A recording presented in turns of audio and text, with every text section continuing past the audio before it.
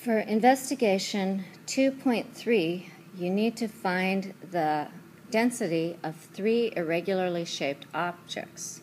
So we've got this nylon spacer, this bolt, and this copper cylinder.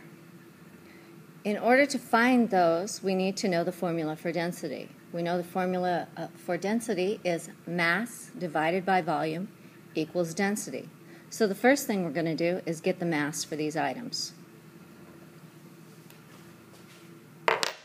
Starting with the nylon spacer, wow, it's less than 10. So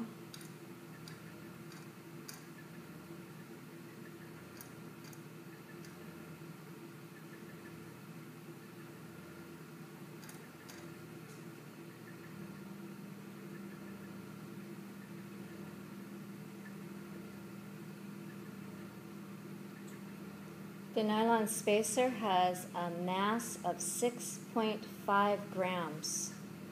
6.5. Okay.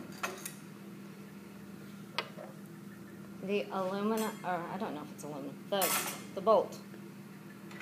Okay. You know, I'm going to see if that goes. Nope, it's not over 100.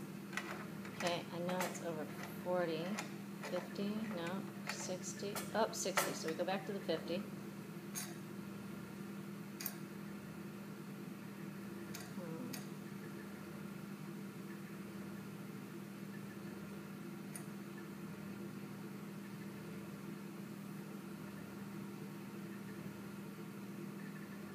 Okay, this is at 56.3 grams for the bolt. Copper cylinder.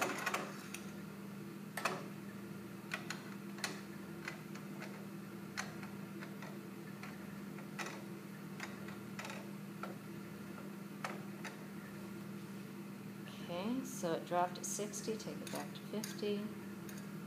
Start with my 10s, or with my 1s. And that ends up at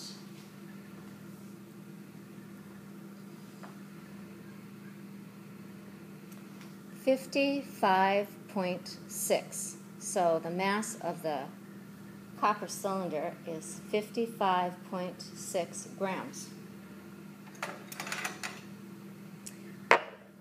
Now I have got to find the volume of these items. To find the volume of these items, I can't do length times height times width because they are irregularly shaped. So what I'm going to do is use something called the displacement method. In the displacement method, you put water in a graduated cylinder, see where it's at, drop the item in, and see what the difference is. And that difference is in milliliters, and we know that 1 milliliter is equivalent to 1 cubic centimeter.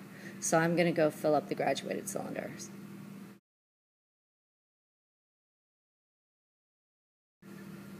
Okay, I've gotten my first graduated cylinder. It has 50 milliliters of water in it, and I'm going to put the nylon spacer in.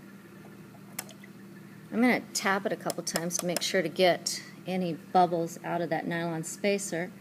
And I see that has gone up to 56 milliliters. So it went from 50 milliliters to 56 milliliters.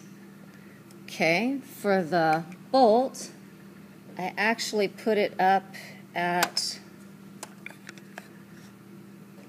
80 milliliters. And just because of the angle, it looks like it's not exactly at 80, but I did measure from the bottom of the meniscus.